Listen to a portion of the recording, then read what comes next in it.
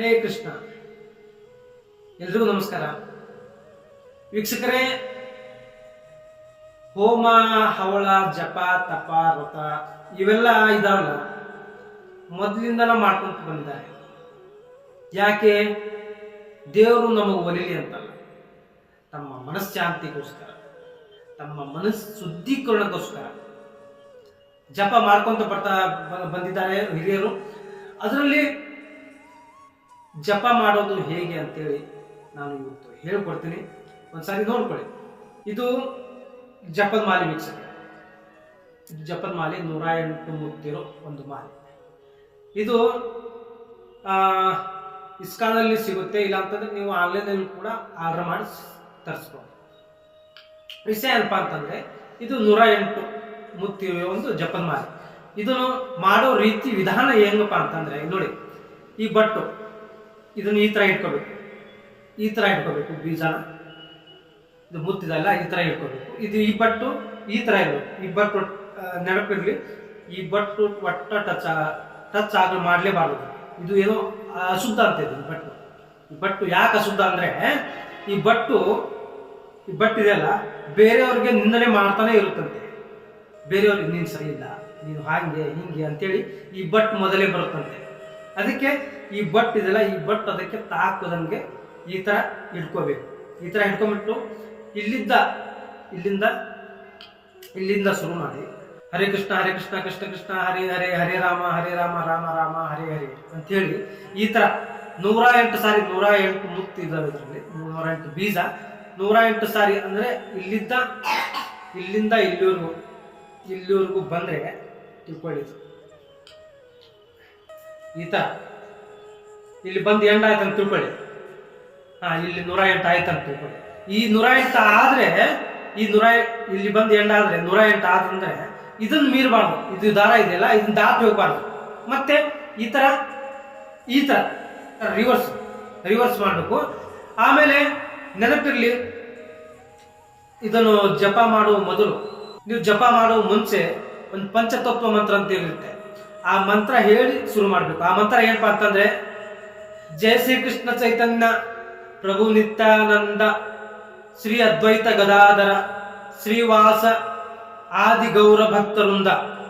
ಅಂದ್ರೆ ಇದರರ್ಥ, ನಾನು ಜಪ ಮಾಡುವಾಗ ನನ್ನಿಂದ ಏನೇ ತಪ್ಪು ತಡೆ ಆದರೂ ಅದನ್ನು ಕ್ಷಮಿಸು ಅಂತೇಳಿ ಇದರ ಅರ್ಥ. ಅದಕ್ಕೆ ಅದನ್ನ ಆ ಪಂಚತತ್ವ ಮಂತ್ರ ಹೇಳಿ ಜಪ ಶುರು ಮಾಡಬೇಕು ಸ್ನೇಹಿತರೆ, 108 ಸಾರಿ. ಈ ತರ ನೀವು ಮಾಡುವಂತ ಜಾಗ ಯಾವಪ್ಪ ಅಂತಂದ್ರೆ, ಯಾರು ನಿಶಬ್ದ ಆಗಿರ್ಬೇಕು.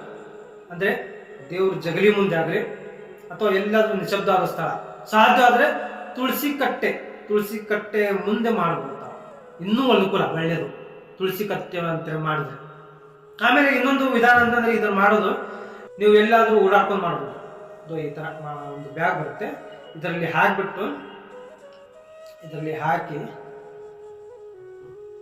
ಈ ತರ ಇದರಲ್ಲಿ ಹಾಕಿ ಹಿಂಗೆ ಇಲ್ಲೂ ಕೂಡ ಒಂದು ಬರಲ್ ತಾಕಬಾರ್ದು ಅಂತೇಳಿ ಒಂದು ಇದು, ಈ ತರ ಒಂದು ಬರಲ್ ತಾಕಬಾರ್ದು ಅಂತೇಳಿ ಇದಕ್ಕೊಂದು ಗ್ಯಾಪೇ ಬಿಟ್ಟಿದ್ದಾನೆ. ಗ್ಯಾಪ್ ಬಿಟ್ಬಿಟ್ಟು ಈ ತರ ಒಳಗಡೆನೆ ಮಾಡ್ತಾ ಇರೋದು. ಈ ತರ ಒಳಗಡೆ ನೀವು ಜಪ ಮಾಡ್ತಾ ಇರೋದು. ಎಲ್ಲಂದ್ರಲ್ಲಿ. ಆದ್ರೆ ಒಂದು ಜ್ಞಾಪಕ ಇರಲಿ, ನೀವು ಮಾಡುವಾಗ ಮೌನವಾಗಿ ಮಾಡಬಾರ್ದು, ಬಾಯಿ ಉಚ್ಚಾರ ಹೊರ ಬರಬೇಕು. ಹರೇ ಕೃಷ್ಣ ಕೃಷ್ಣ ಕೃಷ್ಣ ಹರೇ ಹರೇ, ಹರೇ ರಾಮ ರಾಮ ರಾಮ ಹರೇ ಹರೇ ಅಂತೇಳಿ ಈ ತರ ಆ ಸ್ವರಗಳು ಏನದಾವಲ್ಲ, ಅದು ನಾವು ಹೇಳೋ ಪದಗಳು ಹರೇ ಕೃಷ್ಣ ಅನ್ನೋದು, ಅದು ನಮ್ಮ ಕಿವಿ ಶಬ್ದಗಳು, ಕಿವಿಗೆ ಯಾರೋ ಬಂದು ಹೇಳ್ತಾ ಇರ್ಬೇಕು. ಆ ತರ ಹೇಳ್ಬೇಕು. ಅಂದ್ರೆ ಆ ಹೇಳಲಿಕ್ಕೆ 107 ನಿಮಿಷ ಆಗುತ್ತೆ. ಅಷ್ಟರಲ್ಲಿ ತಾವು ಹೇಳ್ಬೋದು. ಈ ತರ ಮಾಡುವ ವಿಧಾನ, ಇದು ಜಪ ಮಾಡುವ ವಿಧಾನ. ಇನ್ನೊಂದು ಮುಖ್ಯವಾದದ್ದು ಏನಪ್ಪಾ ಅಂತಂದ್ರೆ, ಸಾಕ್ಷಿ ಮಾಲೆ ಅಂತ. ಇದು ಸಾಕ್ಷಿ ಮಾಲೆ ಅಂದ್ರೆ, ಇವು ಮುತ್ತುಗಳಿದಾವಲ್ಲ, ಅಂದ್ರೆ ಬೀಜಗಳು. ಈ ಮುತ್ತುಗಳನ್ನ ನಾವು ಎಷ್ಟು ಸಾರಿ ಜಪ ಮಾಡ್ತೀವಿ ಅಷ್ಟು ಸಾರಿ ಸಾಕ್ಷಿ ಇದು. ಒಂದ್ಸಾರಿ ಜಪ ಮಾಡಿದ್ರೆ ಒಂದು ಮುತ್ತನ್ನ ಈ ಕಡೆ ಸರ್ಸೋದು. ಇವತ್ತಿನ ದಿನ 2 ಸಾರಿ, ಇವತ್ತು 2 ಸಾರಿ ಮಾಡಿದ್ರೆ 2 ಮುತ್ತನ್ನು ಸರ್ಸೋದು. 3 ಸಾರಿ ಮಾಡಿದ್ರೆ 3. ಈ ತರ ಇದು ಸಾಕ್ಷಿ ಮಾಲೆ ಅಂತ ಹೇಳ್ತಾರೆ. ಅದಕ್ಕೆ ವೀಕ್ಷಕರೇ, ನಾನು ಕೇಳ್ಕೊಳ್ಳೋದಷ್ಟೇ, ಮನಸ್ಸಿನಾದವನಿಗೆ ತಾಳ್ಮೆ, ಮನಃಶಾಂತಿ ಮುಖ್ಯ, ಭಾರಿ ಅವಶ್ಯಕವಾಗಿ ಬೇಕೇ ಬೇಕು. ಅಂದರೆ ಮನುಷ್ಯ ಅವನ ಮನಸ್ಸಿನಾಗಿ ಇರ್ತಾನೆ. ಆ ತಾಳ್ಮೆ ನಮ್ಮಲ್ಲಿ ಬರ್ಬೇಕಂತಂದ್ರೆ ಈ ತರ ಜಪ ತಪ ವ್ರತ ಮಾಡ್ತಾನೆ ಇರ್ಬೇಕು. ಇದು ಇವಾಗಲ್ಲ, ಆದಿ ಅನಾದಿ ಕಾಲದಿಂದ, ಋಷಿಮುನಿಗಳ ಕಾಲದಿಂದ ಇದ್ದೇ ಇದ್ದಾವೆ, ನಿಮಗೆ ಗೊತ್ತೇ ಇದೆ. ಇವಾಗ ಸ್ವಾಮೀಜಿ ಅಂದ್ರೆ ನಿಜವಾದ ಸ್ವಾಮಿಗಳು ಮಾಡೋದೇನು ಅಂದ್ರೆ ಇದೆ, ಬೆಳಿಗ್ಗೆ ಎದ್ದ ತಕ್ಷಣ ಸ್ನಾನ, ಮೌನ, ವ್ರತ, ಜಪ ತಪ ಮಾಡಿ ಅವ್ರ ಮನಸ್ಸು ಶುದ್ಧೀಕರಣ ಆಗಿರುತ್ತೆ. ಯಾವ ಮನಸ್ಸಿನಲ್ಲಿ ಮನಸ್ಸು ಶುದ್ಧಿಯಾಗಿರುತ್ತೆ ಅವನಲ್ಲಿ ಕಪಟ ಇರಲ್ಲ.